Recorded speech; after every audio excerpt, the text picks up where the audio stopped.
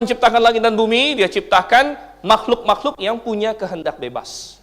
Nah, ini satu hal yang sangat penting sekali, kehendak bebas. Ya, banyak orang tanya sama saya, kenapa di dunia ini kok jadi begini? Bukankah Tuhan ciptakan semuanya cakep, kok jadi kacau balau hari ini? Ya. Atau ada juga yang bertanya, kenapa waktu di Taman Eden Tuhan ciptakan Adam dan Hawa, kenapa ada pohon pengetahuan yang baik dan jahat? Kenapa Tuhan taruh di situ gitu? Kenapa nggak dihilangin aja? Ya, kenapa Tuhan mau bikin pohon itu sampai manusia jatuh dalam dosa? Nah, sebenarnya jawabannya adalah karena begini, Tuhan punya pilihan. Tuhan punya pilihan, dia mau ciptakan suatu dunia, suatu alam semesta, langit dan bumi yang semuanya pasti taat sama dia. Itu sama dengan dia menciptakan robot sebenarnya. Ya, sama dengan Tuhan menciptakan, intinya bukan pribadi yang berkehendak bebas. Bisa, Tuhan bisa ciptakan seperti itu dan semuanya akan turut sama dia. Tetapi dalam dunia yang seperti itu tidak ada pilihan. Semua sudah diciptakan, sudah diprogram untuk taat sama Tuhan.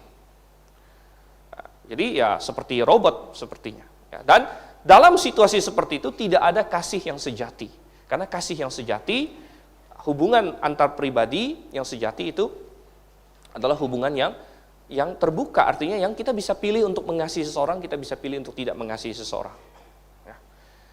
Nah, tetapi Tuhan berkata dan Tuhan menentukan bahwa dia lebih baik menciptakan dunia yang ada kehendak bebas, walaupun akhirnya manusia memilih untuk menolak dia. Nah, ini gambar, ini manusia sudah jatuh ke dalam dosa. Kita sudah tahu ceritanya, saya tidak akan panjang lebar. Di Taman Eden itu Tuhan bilang jangan makan buah pohon pengetahuan baik dan jahat. Tapi kemudian manusia lebih percaya kata-kata iblis. Karena iblis berkata pada manusia, makan aja. Kalau kamu makan, kamu nggak akan mati. Malah sebaliknya iblis bilang, kamu akan menjadi seperti Allah. Dan manusia punya pilihan waktu itu. Dia mau percaya Tuhan, Tuhan bilang kamu akan mati. Atau dia percaya iblis. Iblis bilang kamu tidak akan mati. Ada dua pilihan. Percaya A atau percaya B. Percaya Tuhan atau percaya ular. Dan manusia memilih untuk percaya ular karena dia didorong oleh keinginan dia sendiri. Oleh hawa nafsu dia sendiri, dia tertipu, dia terbuai dengan tawaran menjadi seperti Allah. Akhirnya manusia jatuh ke dalam dosa. Manusia jatuh ke dalam dosa dan dia diusir dari Taman Eden. Diusir dari Taman Eden, tetapi sebelum dia diusir dari Taman Eden dan dia jatuh dalam dosa dan Tuhan kutuk bumi ini, Tuhan kasih suatu pengharapan. Tuhan kasih suatu pengharapan. Buktinya mereka pakai pakaian di sini. Ya, mereka pakai pakaian dari kulit binatang ini dalam gambar ini. Karena waktu mereka pertama jatuh dalam dosa, mereka sadar mereka telanjang. Apa yang mereka lakukan? Mereka membuat pakaian dari daun. Ya. Tapi kalau pakaian dari daun itu kira-kira cukup nggak untuk menutupi ketelanjangan manusia? Tentu tidak cukup. Ya. Dan Tuhan tahu itu. Dan ketika Tuhan datang, Tuhan tidak mau menerima pakaian manusia yang dari daun itu. Sehingga sesudah itu Tuhan memberikan mereka pakaian yang dari kulit binatang. Nah, ini sangat signifikan karena nanti ini berarti bahwa ada yang berkorban, ada binatang yang mati supaya ketelanjangan mereka ditutupi. Ada binatang yang dikorbankan. Nah, ini akan menggarisbawahi prinsip ya, pengorbanan, bahwa untuk keselamatan, untuk menghilangkan, menutupi dosa manusia, ada pihak yang harus dikorbankan. Karena memang di Taman Eden itu juga kita akan melihat bahwa ada janji tentang benih perempuan. Coba saya minta moderator baca Kejadian 3 ayatnya yang ke-15. Ya, kita baca bersama Kejadian 3 ayatnya yang ke-15. Saya akan membacakan Kejadian 3 ayat 15, dikatakan, Aku akan mengadakan permusuhan antara engkau dan perempuan ini, antara keturunanmu dan keturunannya. Keturunannya akan meremukkan kepalamu dan engkau akan meremukkan tumitnya. Baik, jadi Tuhan bicara bahwa ada keturunan perempuan, benih perempuan dalam bahasa aslinya, benih, zera, ya, seed atau keturunan perempuan. Jadi Tuhan menjanjikan juru selamat. Dan secara teologis kita bilang Kejadian 3 ayat 15 adalah proto-evangelium. Artinya Injil pertama kali disampaikan di mana? Injil pertama kali disampaikan di Kejadian 3 ayat 15. Bahwa ada pengharapan. Walaupun kalian jatuh ke dalam dosa, tapi akan ada benih perempuan, keturunan perempuan. Siapa keturunan perempuan itu? Tidak lain adalah Yesus Kristus. Yesus Kristus akan datang, dia akan menghancurkan kepala ular. Tetapi ular akan meremukkan tumitnya. Dan ini terjadi di Kalvari, di Golgota, di mana Tuhan mengalahkan dosa, tetapi dia mengorbankan dirinya tersalib di atas kayu salib. Dan dengan janji itu manusia memiliki janji keselamatan. Memiliki janji keselamatan. Nah, sejak itu kita lihat bahwa penciptaan dan kejatuhan, ya, ini garis zaman, ini sangat penting kalau kita bicara mengenai eskatologi, kita harus paham garis zaman ini. Dan di garis zaman ini, manusia setelah diciptakan, dia sempat tinggal di Taman Eden sebentar. Ini kita sebut zaman kekudusan. Ya, dan di sini manusia belum punya dosa, tetapi setelah mereka jatuh ke dalam dosa, mereka diusir dari Taman Eden, dan seperti saya bilang tadi, seperti kita bahas, Tuhan langsung kasih janji juru selamat. Dan janji juru selamat itu harus diingat terus oleh manusia dengan cara membuat gambarnya. Tuhan bilang, keturunan perempuan akan datang. Dan Tuhan nggak kasih tahu berapa lama, atau keturunan yang keberapa, Tuhan tidak kasih tahu. Sehingga kalau Anda baca dalam Alkitab, waktu Hawa melahirkan anak yang pertama, siapa namanya? Kain. Ya, Kain. Ya. Dan waktu Hawa dapat anak pertamanya Kain, Kain itu dalam bahasa Ibrani itu artinya mendapat. Itu arti nama Kain. Kain itu artinya mendapat. Dan waktu dia pertama lahirkan anaknya Kain, dia bilang, aku sudah mendapat, katanya. Aku sudah mendapat. Dan mendapat apa? Sebenarnya Hawa berpikir bahwa Kain itulah juru selamat yang dijanjikan itu. Itulah benih perempuan. Tapi sebenarnya Tuhan nggak kasih tahu benih keberapa. Tapi Hawa dan Adam kira itu Kain, tapi ternyata bukan Kain. Kain malah jadi pembunuh. Dan saudara yang kasih Tuhan, Tuhan memang perintahkan pada zaman itu, ingat tadi, Tuhan yang memulai duluan. Tuhan mengorbankan seekor binatang untuk bikin pakaian untuk manusia. Dan ini untuk menggambarkan bahwa juru selamat akan mati di kayu salib untuk menggantikan manusia, akan berkorban. Dan oleh karena itu, waktu itu mereka harus bikin persembahan domba. Nah, ini kita sebut sebagai ibadah simbolik sederhana. Dan pada masa itu, tiap-tiap ayah harus mengajarkan ini kepada anaknya. Adam kajarkan kepada Kain dan Habel. Makanya Habel bisa tahu, Habel persembahkan domba, tapi Kain tidak mau rupanya. Dan ini kita melihat Tuhan suruh, ya. Tuhan suruh, tapi kita akan melihat ada satu tema yang terus berulang dalam setiap zaman ini adalah Tuhan kasih suatu tanggung jawab kepada manusia. Tuhan kasih suatu tugas kepada manusia, tanggung jawab, tapi manusia gagal terus. Dari tiap zaman manusia gagal terus dan Tuhan harus intervensi. Misalnya di zaman kekudusan. Sebenarnya tanggung jawab mereka sederhana di zaman kekudusan. Pelihara Taman Eden, jangan makan buah pengetahuan baik dan jahat. Tapi manusia gagal. Manusia makan buah itu. Akhirnya diusir keluar, masuk ke zaman yang baru.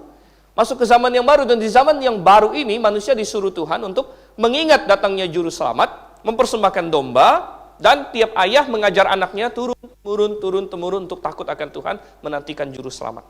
Tapi ternyata gagal juga. Anak pertama saja sudah gagal. Kain tidak mau dengar bapaknya. Dan akhirnya makin lama makin banyak ayah yang kacau balau, dan akhirnya sampai kalau kita baca Kejadian pasal 6, seluruh bumi sudah penuh dengan kekerasan. Sampai akhirnya Tuhan harus musnahkan bumi dengan air bah. Jadi manusia gagal. Ayah-ayah yang setia makin sedikit. Sampai akhirnya tinggal Nuh, satu keluarga saja. Dan Tuhan hancurkan bumi ini. Dan akhirnya setelah itu Tuhan mengganti lagi sistemnya. Karena manusia gagal dengan sistem itu. Manusia gagal dengan sistem itu, Tuhan ganti sistem berikutnya. Dan ini kita sebut sebagai dispensasi. Arti kata dispensasi itu sebenarnya adalah tanggung jawab. Atau suatu sistem. Nah, jadi makanya kita sebut dispensasionalisme. Artinya kita percaya, kalau kita baca Alkitab, bahwa Tuhan di berbagai zaman memakai sistem yang berbeda-beda, memberikan tanggung jawab yang berbeda-beda kepada manusia. Oleh karena itu kita harus berhati-hati dalam membaca Alkitab. Kalau kita nggak percaya dispensasionalisme, kita bisa salah. Kita baca dalam Imamat, babi itu haram katanya. Nah, kalau masih ada yang menganggap babi haram, sini ya silakan baca itu traktat kita ada. Ya, menurut Alkitab babi itu haram. Nah, tapi kalau kita tidak tahu, tidak sadar bahwa ada yang namanya dispensasi. Artinya Tuhan kasih tanggung jawab yang beda-beda di zaman yang berbeda-beda. Di zaman ini Tuhan kasih tanggung jawab, intinya adalah persembahkan domba, untuk menggambarkan juru selamat, ayah sebagai tiang penopang dasar kebenaran, tapi gagal, tadi saya bilang. Akhirnya setelah gagal, Tuhan memulai suatu sistem yang baru. Sistem yang baru adalah sekarang bukan lagi ayah satu orang jadi tiang penopang dasar kebenaran, jadi pemberita kebenaran, tapi sekarang yang menjadi pemberita kebenaran adalah satu bangsa. Tuhan persiapkan suatu bangsa. Dan bangsa siapa yang dipilih? Ya, dia pilih Abraham untuk menjadi cikal bakal dari bangsa itu. Nah, akhirnya itu menjadi bangsa yang kita sebut bangsa Israel. Bangsa Israel menjadi tiang penopang dan dasar kebenaran. Dalam Roma 3 ayat 1-2 dikatakan, kepada orang Yahudi lah, kepada orang Israel lah dipercayakan firman Tuhan di zaman perjanjian lama. Dan di masa ini Tuhan makin menyempurnakan ibadah simbolik. Yang tadinya sederhana, hanya bawa seekor domba, sekarang dibikin menjadi sedikit lebih kompleks untuk menggambarkan secara lebih penuh lagi. Ada sistem kemah suci, ada imam besar dari Harun dan keturunannya, ada berbagai simbolisme, ada menorah, ada mesbah, dan lain sebagainya. Ada suatu sistem yang kompleks, haram, halal, ya, makanan, dan sebagainya. Dan bangsa Israel disuruh untuk menjadi tiang, menjadi terang bagi semua bangsa.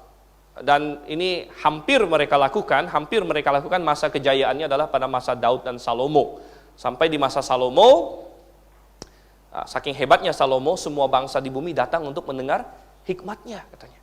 Ini sebenarnya kesempatan yang luar biasa bagi Israel untuk bersaksi bagi semua orang. Tapi ternyata akhirnya mereka gagal. Israel gagal karena mereka berulang kali, ya bahkan Salomo yang paling hebat pun jatuh ke dalam penyembahan berhala. Dia ikut dengan istri-istrinya. Dan mereka gagal dan sampai ujung-ujungnya mereka menyalibkan Yesus Kristus, Mesias mereka sendiri. Ya, jadi gagal lagi. Dan Tuhan tentu sudah tahu semua ini. Jadi Tuhan sudah persiapkan suatu sistem yang baru lagi. Nah, sehingga inilah kita masuk ke dalam zaman perjanjian baru. Sistem apa yang Tuhan persiapkan di zaman perjanjian baru ini? Ini adalah zaman yang kita sebut sebagai zaman jemaat. Zaman jemaat Tuhan. Jadi Tuhan bukan lagi satu bangsa, tapi Tuhan pakai kumpulan orang-orang yang percaya kepadanya, yang berkumpul. Dan perkumpulan itu disebut sebagai eklesia atau jemaat. Jadi ada yang berkumpul di Yerusalem, ada yang berkumpul di Antioquia, ada yang berkumpul di Efesus, dan hari ini ada yang berkumpul di Sunter di sini, ya, GBI Grafik misalnya. Nah, ini adalah alat-alat yang Tuhan pakai ya, untuk memberitakan kebenaran. 1 Timotius 3 ayat 15 dikatakan jemaat yang adalah tiang penopang dan dasar kebenaran. Kalau Anda belum hafal, lihat nih, di atas ini ada. Jemaat yang adalah tiang penopang dan dasar kebenaran. Tetapi kira-kira jemaat ini akan berhasil nggak? Nah, sejarah membuktikan ya di setiap zaman manusia ini gagal terus. Dan di zaman jemaat ini juga gagal. Gagal dalam pengertian lebih banyak jemaat yang ngaco daripada jemaat yang benar akhirnya, ujung-ujungnya. Ya. Dan jemaat-jemaat yang benar makin lama makin sedikit. Jemaat-jemaat yang kacau makin lama makin banyak. Dan ini akan berujung kepada kegagalan total, di mana sangat sedikit sekali orang yang beriman tersisa di bumi ini. Dan nanti kita akan masuk ke zaman-zaman berikutnya. Tetapi intinya yang saya ingin tunjukkan dari sekilas di sini adalah bahwa di setiap zaman manusia gagal. Padahal waktu Tuhan ciptakan manusia, Tuhan berikan mandat kepada Adam dan Hawa. Kuasailah bumi. Mestinya manusia itu menjadi wakil Tuhan, memelihara bumi ini, menguasai bumi ini. Tapi ternyata manusia gagal terus. Di Taman Eden dia gagal, setelah Taman Eden dia gagal, di zaman Israel dia gagal, di zaman modern sekarang ini perjanjian baru gagal lagi, sehingga akhirnya manusia di muka bumi ini bukan melaksanakan kehendak Tuhan, malah menentang Tuhan terus dan terus dan terus. Sehingga ya Tuhan sudah tahu semua ini akan terjadi. Oleh karena itu Tuhan berjanji satu-satunya cara supaya maksud Tuhan di awal ini tidak sampai hilang sama sekali, maka harus Tuhan sendiri yang akan menunjukkan bagaimana caranya untuk menguasai bumi ini dengan benar. Bagaimana caranya? Siapakah? Adam pertama sudah gagal, dan kita semua keturunan Adam pertama ini gagal untuk hidup di bumi ini sesuai dengan kehendak Tuhan, gagal untuk menguasai bumi ini sesuai dengan yang Tuhan inginkan, gagal untuk menjalankan kepemerintahan Tuhan atas bumi ini, sehingga diperlukan Tuhan sendiri yang akan mendirikan suatu kerajaan. Tuhan sendiri yang akan mendirikan suatu sistem yang dikepalai oleh Tuhan sendiri untuk menunjukkan bahwa ini caranya, saya maunya bumi ini dijalankan. Dan oleh karena itu kita bilang bahwa Tuhan dari dulu, dari zaman perjanjian lama sudah berjanji akan mendirikan suatu kerajaan. Kerajaan yang akan menguasai bumi, kerajaan yang akan bagus sekali, kerajaan yang akan menjalankan kehendak Allah dengan sebenar-benarnya. Dan kerajaan itu dijanjikan misalnya kepada Daud. Ini Raja Daud, dia ada kecapi, raja yang identik dengan kecapinya. Dan kita masih ingat waktu itu Raja Daud, coba kita buka 2 Samuel pasal 7, sampai siap-siap ya. 2 Samuel pasal 7, dan Raja Daud waktu itu dia bilang sama Nabi Nathan, ya saya pengen mendirikan bait untuk Tuhan, saya pengen dirikan rumah untuk Tuhan. Tetapi Tuhan bilang sama Nathan, balik lagi ke Daud, ya, dan bilang, pernah nggak sih saya minta orang dirikan rumah bagi saya? Tidak pernah, karena langit adalah alas kepalaku, bumi adalah alas kakiku. Tapi nggak apa-apa, saya hargai apa yang kau ingin lakukan. Dan di situ Tuhan bikin perjanjian dengan Daud. Dia tahu hati Daud murni untuk Tuhan, sehingga Tuhan bilang di 2 Samuel 7, boleh dibacakan di ayat-ayat yang ya, ayat 13 dan 14. Ayat 13, sorry. Ya. Baik, silakan. 2 Samuel pasal 7 ayat 13. 13 sampai 16 ya. 13 sampai 16. Dialah yang akan mendirikan rumah bagi namaku, dan aku akan mengokohkan tahta kerajaannya untuk selama-lamanya. Aku akan menjadi bapaknya dan ia akan menjadi anakku. Apabila ia melakukan kesalahan, maka aku akan menghukum dia dengan rotan yang dipakai orang dan dengan pukulan yang diberikan anak-anak manusia. Tetapi kasih setiaku tidak akan hilang daripadanya, seperti yang kuhilangkan daripada Saul yang telah kujauhkan dari hadapanmu. Keluarga dan kerajaanmu akan kokoh untuk selama-lamanya di hadapanku. Tahtamu akan kokoh untuk selama-lamanya. Baik, Tuhan berkata, akan ada anakmu Daud. Anakmu Daud. Ya, jadi Daud punya hati yang baik untuk Tuhan, tapi Tuhan bilang, aku akan pakai anakmu. Dan anakmu ini siapa? Nah, sekilas kita bilang anak ini Salomo. Benar, Salomo menggenapi sebagian dari nubuat ini. Salomo mendirikan bait suci, tetapi Salomo tidak menggenapi semua dari nubuat ini. Karena dikatakan anak Daud ini, anak Daud yang disebut ini akan punya kerajaan yang kokoh sampai selama-lamanya. Jadi Salomo menggenapi sebagian nubuat, tetapi bukan semua. Masih ada satu lagi anak Daud yang akan menggenapinya secara penuh, yaitu tidak lain tidak bukan kita tahu adalah Yesus Kristus tentunya, yang disebut sebagai anak Daud.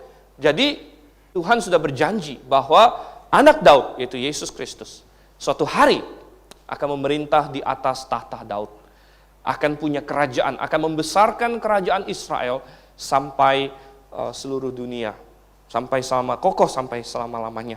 Dan ini adalah janji kerajaan, saudara. Janji kerajaan. Janji kerajaan ini dikokohkan lagi melalui berbagai nubuat yang lain. Kita tidak akan bahas semuanya, tapi ada beberapa. Misalnya di Daniel pasal 2, coba boleh kita buka Daniel pasal 2. Ada janji kerajaan ini juga. Ya, saya harap Anda tidak bosan membuka Alkitab, karena kalau tidak buka Alkitab bahaya, saudara. Nanti, ya, ya, dan di Daniel pasal 2, situ tidak akan baca semuanya, tapi secara ringkas, Nebukadnezar mimpi, dia lihat ada satu patung, dan kebanyakan orang, kita bicara Daniel pasal 2 hanya fokus ke patungnya saja. Patungnya sih bagus, ya, kepalanya emas, kan Babel, kemudian Media Persia, kemudian perunggu di sini adalah Yunani, kemudian kaki yang dari besi, ya, ini Babel, Media Persia, Yunani, dan Romawi. Tetapi sebenarnya inti dari penglihatan Daniel, penglihatan Nebukadnezar, inti dari mimpinya itu sebenarnya bukan patung ini. Patung ini memang bikin dia kaget, ya. Tetapi yang bikin tambah dia kaget lagi sebenarnya apa? Katanya, coba kita lihat di sini, Daniel pasal 2, yaitu tentang batu ini. Ya. Ayat 34, Daniel 2 ayat 34. Sementara tuanku melihatnya terungkit lepas suatu batu tanpa perbuatan tangan manusia, lalu menimpa patung itu tepat pada kakinya yang dari besi dan tanah liat itu, sehingga remuk. Maka dengan sekaligus diremukkannya juga besi, tanah liat, tembaga, perak, dan emas itu, dan semuanya menjadi seperti sekam di tempat pengirikan pada musim panas, lalu angin menghembuskannya sehingga tidak ada bekas-bekasnya yang ditemukan. Tapi batu yang menimpa patung itu menjadi gunung besar yang memenuhi seluruh bumi. Jadi satu hal yang sangat ajaib terjadi di mana suatu batu katanya tanpa tangan manusia. Tanpa tangan manusia. Terungkit, ini sangat penting, nanti kita akan untuk membantah beberapa pandangan yang lain, tanpa tangan manusia, terungkit menimpa kakinya, tapi walaupun menimpa kaki semuanya hancur katanya. Ini luar biasa ya, menimpa kaki tapi semuanya hancur, dari emas sampai besi hancur. Lalu penafsirannya apa? Penafsirannya coba kita buka di ayatnya yang ke 44. Ya, ayat 44. Jadi ini ditafsirkan oleh Daniel, maksudnya apa sih ini? Batu ini apa? Jadi setelah dia tafsirkan masing-masing, ini apa, ini apa, ini apa, ini apa, lalu batunya apa katanya? Batunya ayat 44, tetapi pada zaman raja-raja. Pada zaman raja-raja mengindikasikan ini bukan di kekekalan. Ini masih di dalam ruang waktu. Ini masih dalam sejarah. Ini belum masuk kekekalan. Jadi dalam zaman raja-raja, Allah semesta langit akan mendirikan suatu kerajaan yang tidak akan binasa sampai selama-lamanya. Itulah batu itu.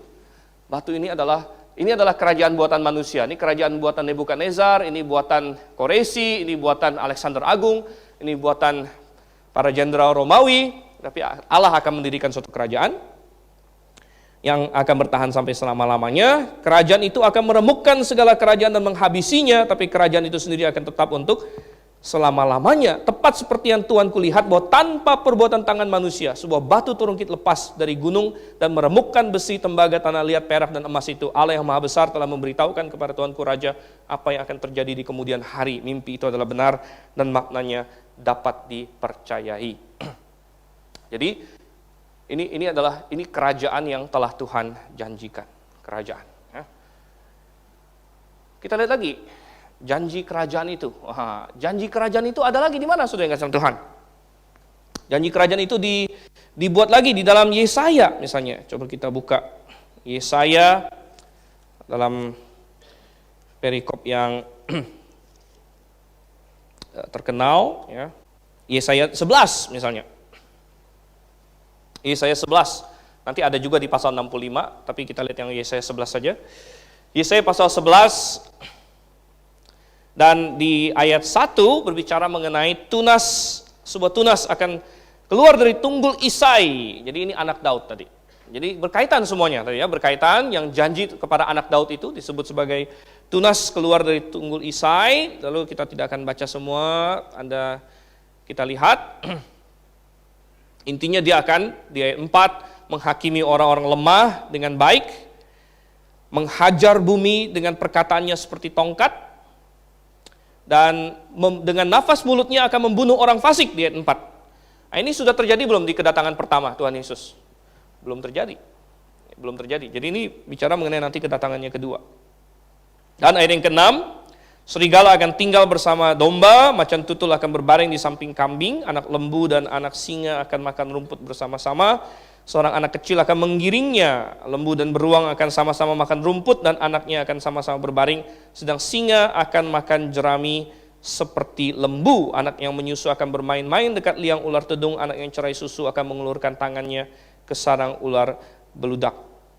Ini menggambarkan situasi di dalam kerajaan yang akan didirikan oleh Yesus Kristus. Ya. Jadi ada banyak. Jadi nubuat tentang kerajaan ini ada di mana-mana. Dan saya hanya cuplik sedikit saja. Sebenarnya hampir di semua nabi-nabi besar ada menyinggung kerajaan ini. Yehezkiel ada menyinggungnya. Yeremia ada menyinggungnya. Dan banyak lagi yang lain. Dan ini adalah kerajaan yang sempurna. Di dalam Yesaya juga pasal 65 dikatakan bahwa manusia akan di Yehezkiel terutama. Di Yehezkiel dikatakan bahwa di zaman itu akan ada lagi bait suci dan semua orang akan menyembah di bait suci. Semua orang akan menyembah Tuhan pada masa itu. Dan dikatakan bahwa semua orang akan punya kebun anggur sendiri, bekerja. Jadi situasi yang makmur, situasi yang damai. Dan dikatakan manusia akan hidup, umurnya akan seperti pohon. Wah, manusia umurnya seperti pohon. Asal jangan pohon toge, saudara, bukan pohon ya. Nah, kalau pohon durian berapa umurnya? Nah, tapi kalau dikatakan pohon paling tua itu katanya redwood ya, redwood di California itu ya, giant redwood sudah ratusan tahun umurnya. Manusia akan hidupnya seperti pohon katanya. Ya. Dan itu di zaman pemerintahan Kristus nanti. Lalu di Perjanjian Baru ada nggak disebut? Nah, di Perjanjian Baru ternyata kita dikasih lebih jelas lagi tentang kerajaan ini. Ya. Dan di Perjanjian Baru kita diberitahu di Wahyu pasal 20. Coba kita buka sebentar di Wahyu pasal yang ke-20. Ya, dan ya saya sering barusan kita eksegesis kitab Wahyu di GITS. Dan kadang-kadang saya bertanya kepada mahasiswa, inilah ya, tentang kerajaan 1000 tahun. Makanya kita sebut sebagai kerajaan milenium. Milenium ini artinya kan 1000. Ya, kenapa ada istilah milenium akhirnya?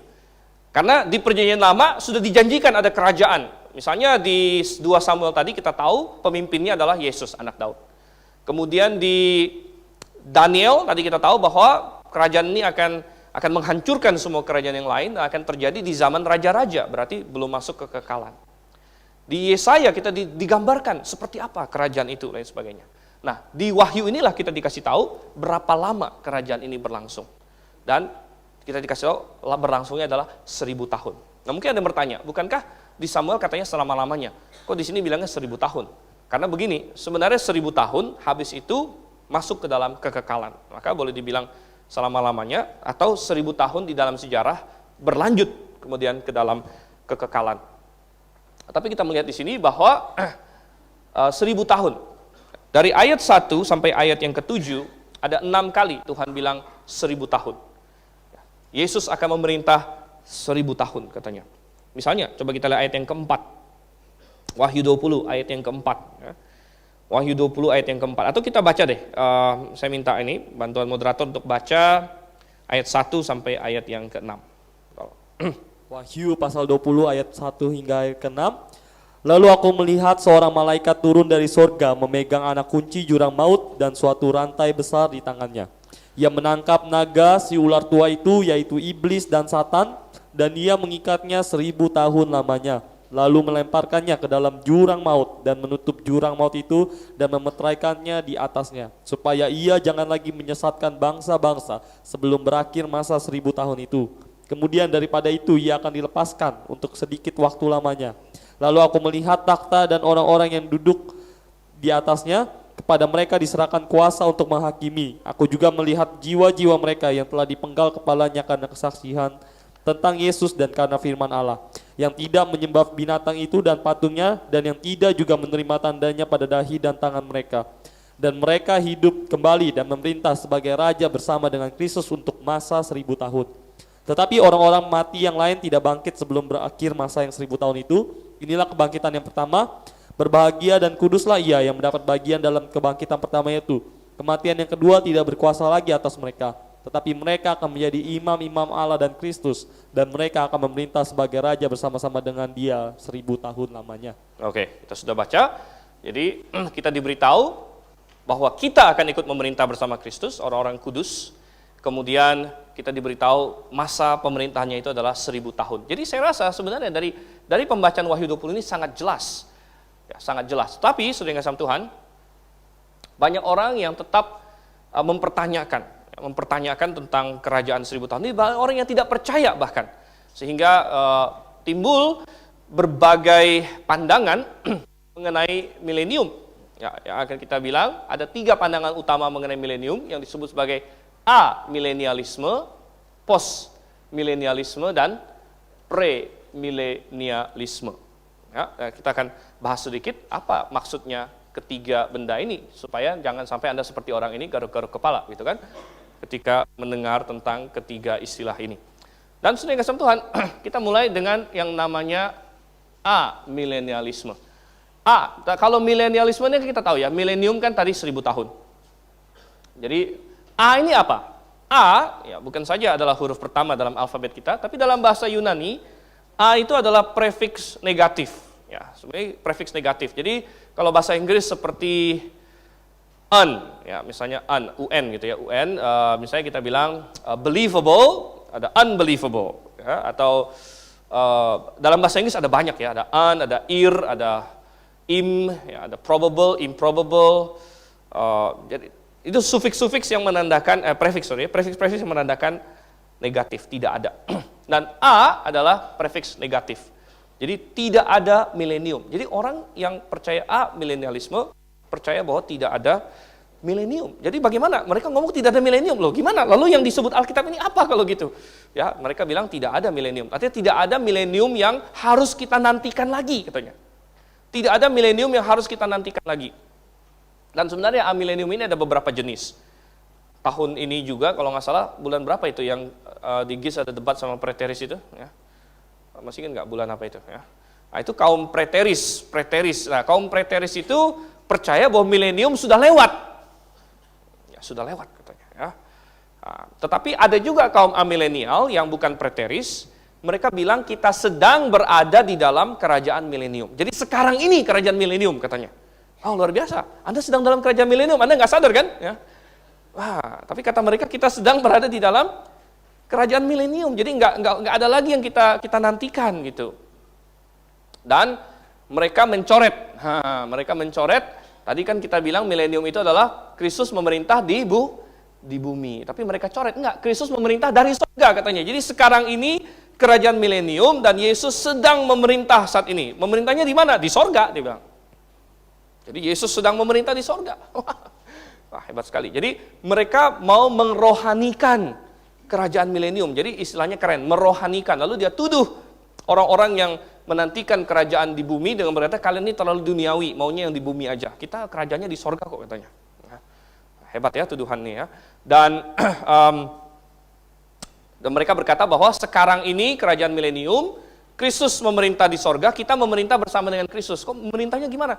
Ya kita memerintah secara rohani lah katanya. Ya. Jadi Anda sedang memerintah sekarang nih katanya. Nah, tapi nggak ada yang kasih tahu kita ya, kita sedang memerintah saat ini. Dan ini adalah pandangan dari milenium. Tentu saya tidak percaya milenialisme. Kita akan melihat ini salah total dan banyak kesalahannya. Ya, nomor satu dia mengalegoriskan. Artinya apa yang jelas tertulis dalam Alkitab dia bikin menjadi katanya itu hanya alegori saja, hanya metafora saja. Nah, kita harus bilang begini, saya bukan tidak percaya dalam Alkitab tidak ada alegori.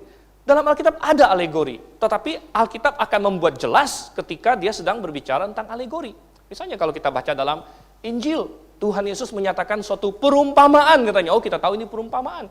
Ada seorang penabur keluar menaburkan benih, sebagian jatuh di tanah yang berbatu-batu di pinggir jalan, sebagian jatuh di tanah yang berbatu-batu, sebagian jatuh di tanah yang semak duri, sebagian jatuh di tanah yang baik. Ini adalah alegori karena memang dari awal Tuhan Yesus sudah berkata ini adalah suatu perumpamaan. Jadi jelas, Alkitab membuatnya jelas. Ada alegori dalam Alkitab itu ada. Tetapi ketika Alkitab ya tidak mengindikasikan bahwa ini alegori dan berbicara belak-belakan, kita tidak boleh membuatnya menjadi suatu alegori. Kalau kita bisa pahami itu secara literal, kita harus pahami itu secara literal. Ya, kalau enggak repot, nanti jangan-jangan Yesus mati di kayu salib juga alegori, saudara. Ya. Jangan-jangan Yesus enggak benar-benar mati di kayu salib, cuma tidur doang begitu. Ya. Bisa repot kalau kita tidak ada rambu-rambunya. Nah, jadi apa yang Alkitab catat sebagai sejarah dan apa yang Alkitab tegaskan, kita harus tafsirkan secara literal. Dan ini amilenialisme, ya dia mengalegorikan. Ya. Oh Kristus memerintah ya itu hanya alegori saja, dia memerintah di sorga. Katanya. Kita memerintah itu juga alegori. Tapi kita melihat dia akan tabrak dengan banyak sekali barang. 2, boleh tolong dibaca lagi Wahyu 20 ayat 2. Wahyu 20 ayat kedua, ia menangkap naga si ular tua itu, yaitu iblis dan Satan, dan ia mengikatnya 1000 tahun lamanya. Baik, di awal sebelum memasuki masa 1000 tahun itu, iblis akan ditangkap. Iblis mengambil rupa naga di sini, dan seorang malaikat akan tangkap dia, kemudian ikat dia, dan saya terima ini secara literal. Dan ada orang yang amil berkata, gimana caranya ikatnya? Pakai rantai apa? Katanya, ya rantai bumi ini nggak bisa, tapi Tuhan punya rantainya. Gitu. Tuhan punya rantainya dan katanya dilemparkan ke jurang maut. Sebenarnya istilah jurang maut ini secara literal artinya bottomless pit, ya, jurang yang tidak berdasar. Jadi iblis diikat, katanya supaya tidak menyesatkan apa? Bangsa-bangsa di ayat yang ketiga, supaya tidak menyesatkan bangsa-bangsa. Berarti selama kerajaan 1000 tahun berlangsung, iblis tidak bisa menyesatkan bangsa-bangsa. Nah, kira-kira hari ini iblis menyesatkan atau tidak menyesatkan? Ya. Iblis menyesatkan, begitu. Nah, salah satunya yang tersesatkan adalah orang amil itu, gitu ya. Jadi iblis masih menyesatkan bangsa-bangsa. Di dalam 1 Petrus dikatakan, sadarlah dan berjaga-jagalah, lawanmu si iblis seperti apa? Seperti singa yang mengaum-ngaum dan berjalan keliling. Enggak kelihatan seperti sedang diikat dia, gitu ya. Dia seperti singa yang berjalan-jalan mengaum mencari mangsa yang dapat ditelannya. Jadi di masa sekarang ini iblis masih berkuasa. Anda boleh baca 1 Yohanes 5, ya. Dikatakan bahwa dia adalah ilah zaman ini. Dan jadi kita bilang ngaco sekali kalau sekarang ini sudah zaman milenium, karena iblis ya masih diikat. Kemudian lebih parah lagi kalau Anda baca Wahyu pasal 20 ayatnya yang keempat. Di situ di masa milenium akan terjadi yang disebut sebagai kebangkitan. Kebangkitan katanya ya. Orang-orang yang mati dipenggal kepalanya dikatakan akan hidup kembali di ayat yang keempat. Ada kebangkitan ya. Dan akan ada kebangkitan. Jadi kita bertanya, kalau misalnya sekarang ini milenium, kebangkitannya kapan gitu? Kita belum melihat ada orang dibangkitkan gitu. Sehingga sekali lagi kelompok amilenium harus mengalegorikan, artinya harus memutar balik Alkitab. Sehingga mereka bilang kebangkitan itu adalah kebangkitan yang bersifat rohani saja. Nah, padahal di dalam Alkitab setiap kali kata kebangkitan dipakai, yang dimaksud adalah kebangkitan tubuh. Kebangkitan tubuh, ya, the resurrection of the body. Dan kaum amilenial ingin berkata bahwa saat seseorang diselamatkan itulah dia dibangkitkan. Kita bilang ini adalah doktrin yang kacau sekali. Ya. Doktrin yang kacau sekali karena kita bilang bahwa itu sama dengan kesesatannya Himeneus. Coba kita buka di 2 Timotius 2. Anda baca 2 Timotius 2.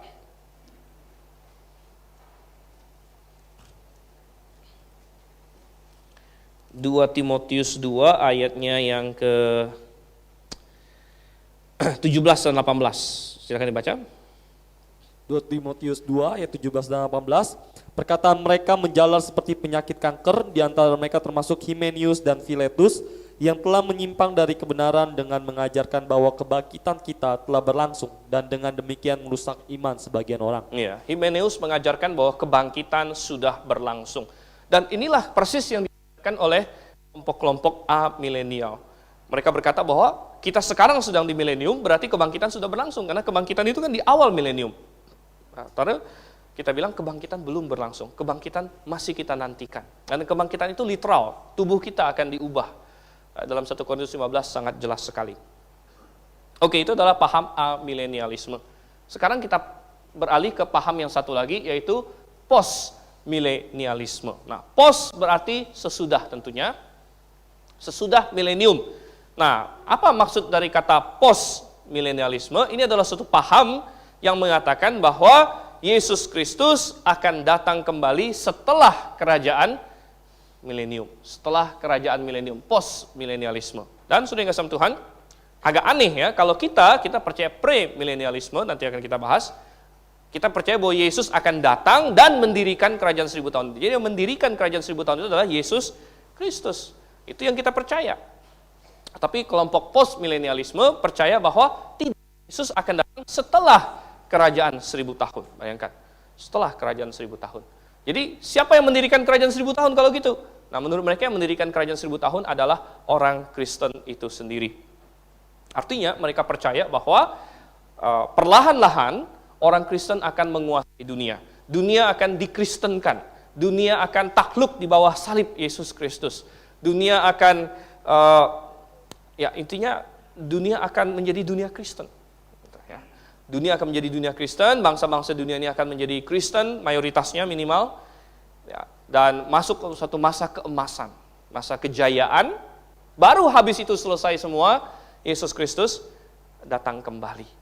Ya, jadi sesudah orang Kristen menobatkan seluruh dunia ini, mayoritasnya lah, mungkin 80-90% dunia ini sudah ditobatkan, sudah jadi Kristen, masuk ke masa kejayaan, habis itu baru Yesus Kristus datang di akhir dari kerajaan 1000 tahun.